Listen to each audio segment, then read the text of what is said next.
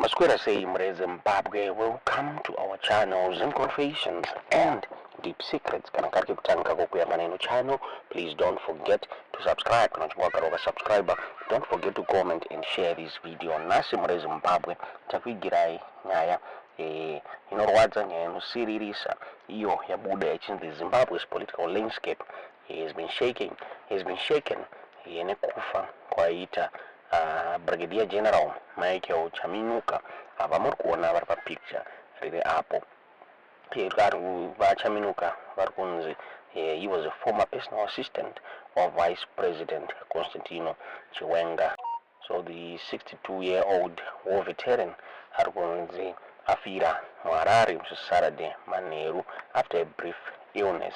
So ari asiya a legacy of unwavering loyalty and service to the nation. So Chaminuka uyo aiva from Kani village under chief Nematombo Kurungwe Mashonaland West ane distinguished military career yakaspana for decades. Akati one day arunza akatanga chisoja in 1970 apa akajoina the liberation struggle against the Ian Smith regime, and he was trained to Mozambique at Tambwe Base 2. After independence, Wakalamba are dedicated kuseva nyika yavo muri Zimbabwe. So he rose through my ranks kusvika a personal staff officer wa Vice President Chiwenga. Apa vanga vari the Zimbabwe Defense Forces Commander. So Chaminuka ari he played a crucial role in November 2017 apo pakaitwa coup yakabuditsa President Robert Mugabe pachigaro. So he was a trusted right-hand man wa Vice President Chiwenga, and is the one I lead the military intervention ari kunoku ku Zimbabwe pacoup yakaonekwa President Emerson Mnangagwa vachiasuma post ya president. So kufa kwa Chaminuka kwarwadza vanhu vazhinji, kukashamisa vanhu vazhinji zvakare. He is another one awedzerwa to a list yema-allies aChiwenga akari close kuna Chiwenga ayo ari kunzi akufa zviri suspicious. Inofunga after the military coup General Sibusong Moyo pamwe chete naparents chiri vakawanikwa vachishaika zvinondwisisika muri Zimbabwe. Tisingaziye kuti munoiona sei nyaya iyi. So mwana wa Chaminuka akonfirma kufa kwa baba wake achitaura iye achiti vanga vaadmitwa ku trauma center muHarare.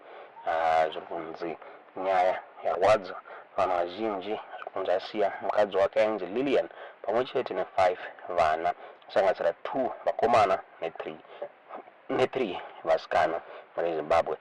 Tisingaziye kuti munoiona sei nyaya iyi. Ndafunga one of my social media activists, one of my political activists, Jairus abuda on his ex-handle achitaura pamusoro penyaya iyi. Akataura iye achiti Chaminuka was assassinated. Tisingaziye kuti nyaya chokwadi here kana kuti abuda on his ex-handle achitaura iye achiti a few days ago Brigadier General retired Chaminuka, who was Vice President General retired Chiwenga's former personal staff officer when he was the Zimbabwe Defense Forces Commander, was assassinated. He was also instrumental in plotting the November 2017 coup. Abuda achitaura Jairus tisingazive kuti nyaya chokwadi here kana kuti yanga iri natural death nguva yanga yakwana. Tingatiudzewo zvamuri kufunga pamusoro penyaya iyi comment section. So Zimbabwe abuda achitaura iyo pamusoro penyaya iyi vachitaura ivo vachiti Zimbabwe's political landscape has been shaken by the untimely demise of Brigadier General retired Chaminuka, a former personal assistant to Vice President Chiwenga, and the 62-year-old war veteran passed away in Harare on Saturday evening after a brief illness, leaving behind a legacy of unwavering loyalty and service to the nation. Chaminuka, who hailed from Kani village under Chief Nematombo in Urungwe, Mashonaland West, had a distinguished military career spanning decades. He first took up the the arms in the late 1970s, joining the liberation struggle against Ian Smith regime and training at iconic Tambwe Base 2 in Mozambique. And following Zimbabwe's hard-won independence, Chaminuka's dedication to the country's defense and security apparatus only deepened. He rose through the ranks, eventually serving as a personal staff officer to Chiwenga during the latter's tenure as the Zimbabwe Defense Forces commander. Chaminuka's role in the dramatic events of November 2017 that culminated in the ousting of the late President Robert Mugabe cannot be overstated. As trusted confidant of Chiwenga, who led the military intervention, Chaminuka was a key player in the coup that ushered in Emmerson Mnangagwa's administration. Tragically, Chaminuka's passing adds yet another name to the list of Chiwenga's close allies who have met their demise under suspicious circumstances since the historic coup. General Sibusiso, Moyo, and Parent Siri, prominent figures in the overthrow of Mugabe, were among those who met untimely ends. Their deaths cast a somber shadow over the nation, leaving many questioning the true nature of these tragic events. And Dr. Michelle Chaminuka, the daughter of the fallen war hero, confirmed her father's passing, revealing that he breathed his last at the trauma center in Harare.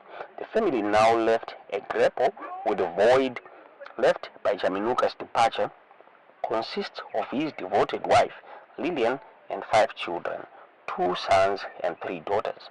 Mourners are currently gathered at the family residence, Glenlawn, Harare. Burial arrangements will be announced in due course. It is with a heavy heart that the nation mourns the loss of a revered leader, Brigadier General Michael Chaminuka. His passing has left a void that will be deeply felt not only by his family but by the entire country. Born on January 2, 1962 in Kani village under Chief Nematombo in Urungwe, Mashonaland West Province, Chaminuka's journey was one of unrelenting dedication to his homeland. From his humble beginnings at Kafumbe Primary School in Urungwe, he embarked on a path that would shape the course of his life. Ndoza Buda chitaurwa ne myzimbabwe.com mara Zimbabwe vachitaura ivo vachiti